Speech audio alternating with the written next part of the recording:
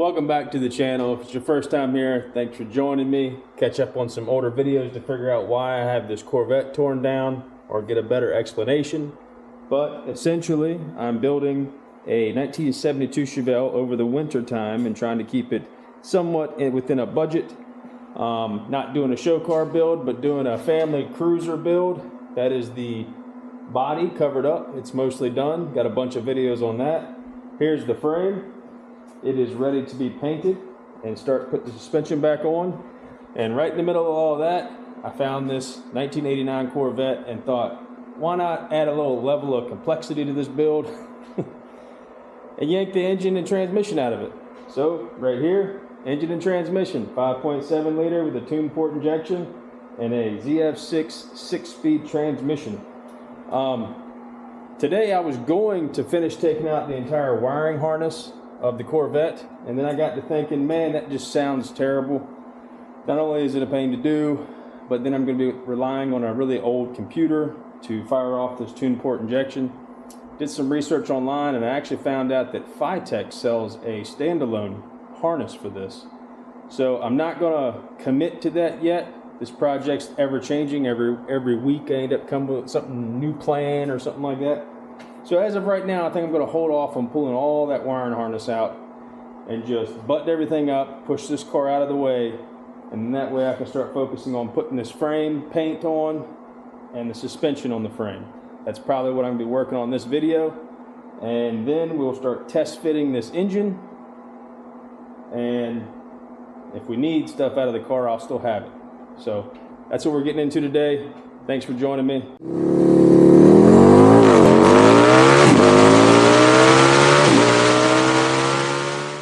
I ran across some interesting information while I was tearing the interior of this thing apart. They actually still had everything for like the owner's manual and all that other stuff. It's pretty cool, typical Corvette stuff, I guess. The guy kept the paint protection warranty, which apparently doesn't last an extreme amount of time. All this very well kept information. I probably won't put his address and stuff in there, but a Chevrolet maintenance service plan, the stereo system, I mean, all of this stuff is still in here. It's pretty cool. Bumper to bumper warranty, the manual. This is where it came from. Apparently it came from Chevrolet dealership in New York. It says West Babylon. So if any of you Chevrolet guys, Corvette guys happen to know all the other Corvette people, like I said, I don't want to blow the guy's spot up, but for some reason, if y'all know him, I've got a, try to barely get it in here, Albert, and that's his last name. I can't even pronounce it. Albert Zilkha.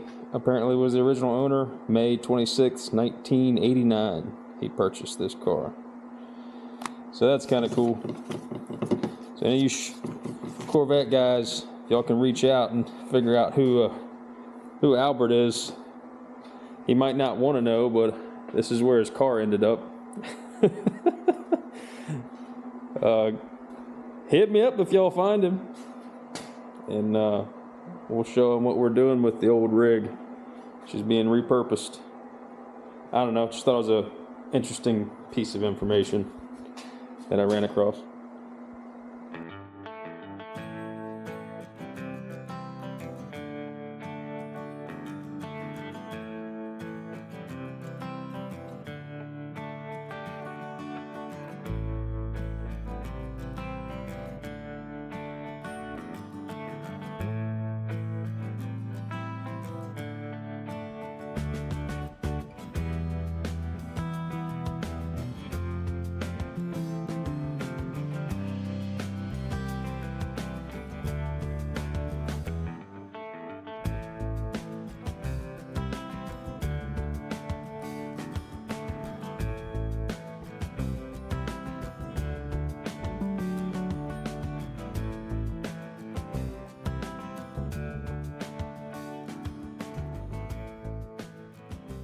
Okay, I can already tell I'm gonna be bouncing around on this video trying to get my game plan together because every day I come out here, it's something different.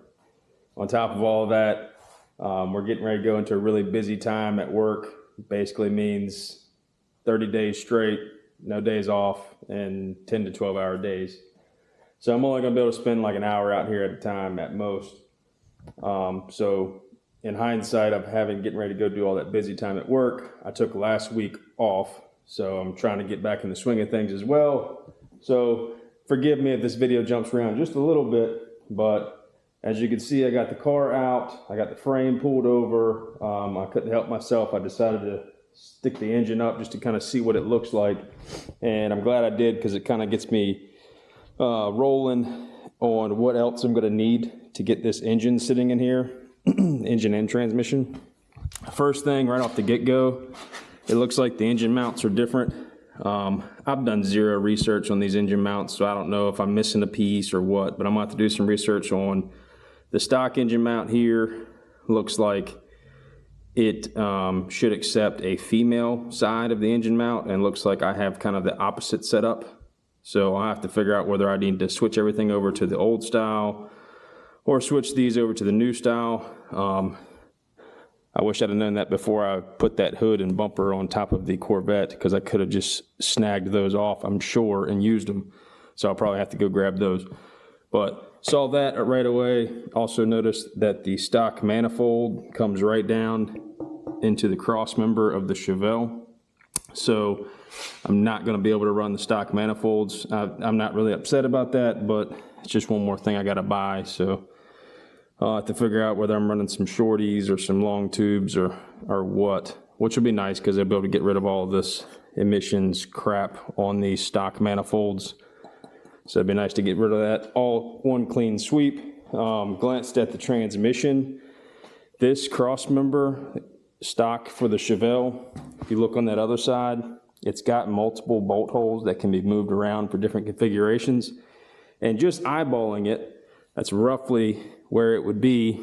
So if I moved that cross member to the last bolts, it looks like it's going to line up pretty darn close to the tail of this transmission. I don't know if you remember, but the original mount was basically a C-brace that came over top and then ran straight back to the differential. That's how this thing was mounted based off the design of the Corvette, but the design of the Chevelle is different. So I'll probably have a cross member. I don't need that torque control like I needed in the Corvette. So if I can scoot this all the way back, I can probably utilize these two holes. I'll probably have to cut out a small section here and make a mount that maybe wraps around this entire piece just for a nice solid mount. But once I get into all that, I got to figure out the angle from the differential, which is not in the car, it's over there, to the tail shaft, and make sure I get all my angles right so I have some adjustment. So I probably won't be finalizing that. Just wanted to throw it up and get an idea of what I'm looking at. So that's what I did. That's what I got going in for the night. Just figured I'd give you all a little update. Since that's going to require a lot of stuff, I'm probably going to switch gears while I'm waiting on parts and doing research. Pull the motor back out, set it down, and then probably, I'm guessing, pull the suspension parts out, lay them all out on the floor. Been wanting to show you guys that anyway. So in a couple seconds, you'll see all these new suspension parts hopefully laid out on the floor, and I can talk about that for a second, and then I'll probably paint the frame. So right now I'm just rambling on because I don't really know what I'm going to do. That's how typical projects go. If anybody tells you any different, they're normally lying.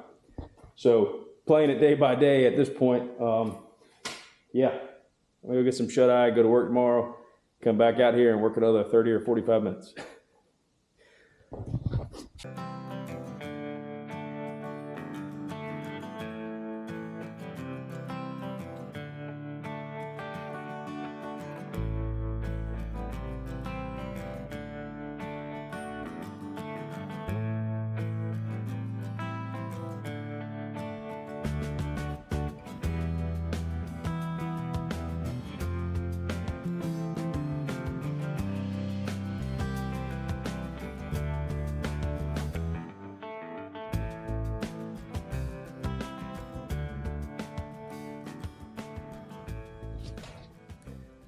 Well, Finally got an opportunity to unpack the suspension that I purchased. Actually, been a few weeks ago now.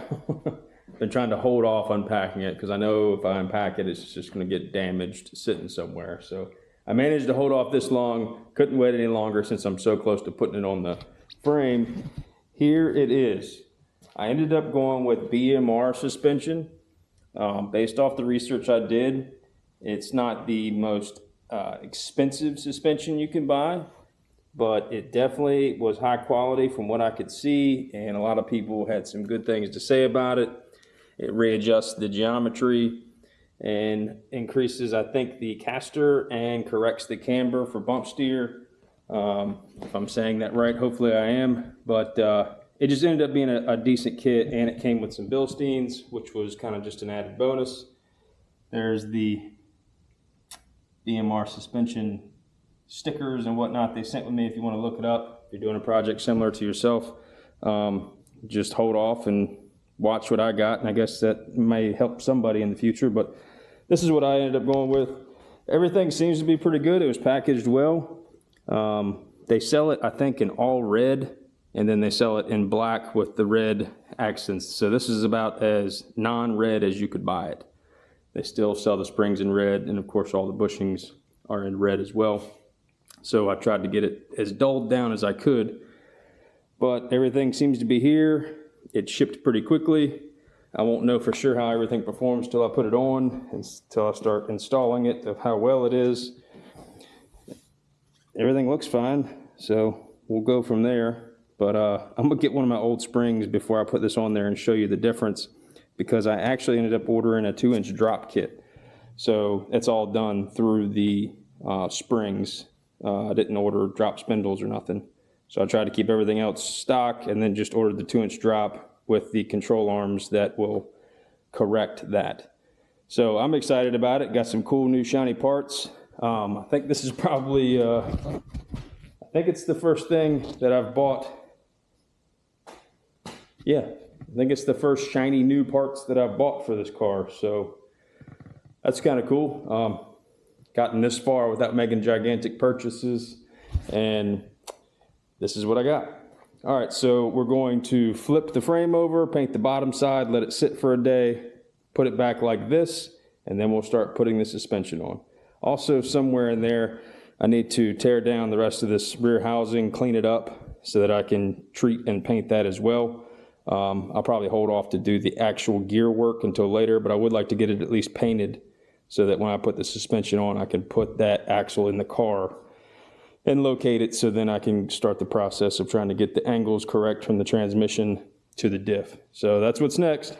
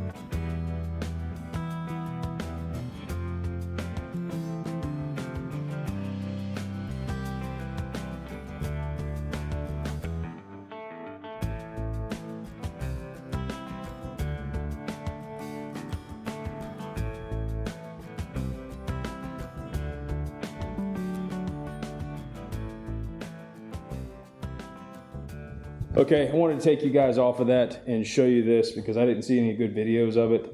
Before I actually painted, I wanted to spray the pockets of the frame. So the frame is closed from here all the way to here, meaning I can't get in there with a brush or spray can. The frame is closed from here to here, this little section, and then this piece here. So I looked up a bunch of solutions to get in there and spray and coat that. There's really good solutions, but they're kind of expensive and you have to buy some tooling. I kind of settled for the cheaper solution, which is basically just using a spray can. I went with Eastwood internal frame coating. I can't remember what the prices is, but I'll put it in my description for tools and supplies used. The main piece of that kit, the most important part of that kit, is this plastic hose that comes with it. It goes right on top of the spray nozzle and gives you about 20 inches of plastic hose. And on the very tip of that little brass piece is about 5 little tiny holes. And that allows you to get up inside the frame, spray it, and it shoots out in a star pattern. One critique I would give myself, or you if you're getting ready to use this, first thing you should do when you get this, take this out of the package and like put it in the sun and stretch it out.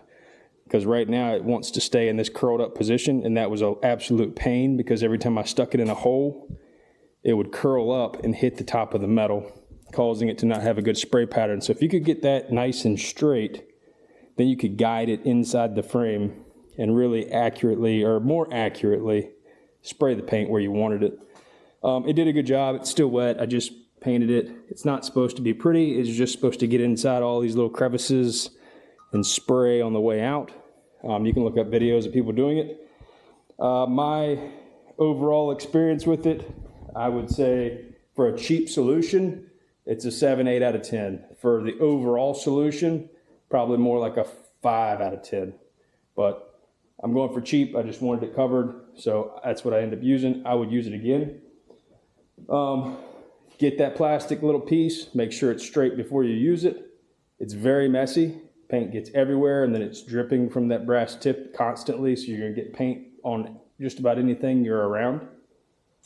And I used 2 full cans of paint to do those areas that I just showed you. I felt like it didn't go very far, even though it's very thin. You end up having to constantly respray to try to get all the little crevices and pieces. So just a little tidbit, wanted to show you guys that. All right, so next, actual frame paint. Let's get started on that.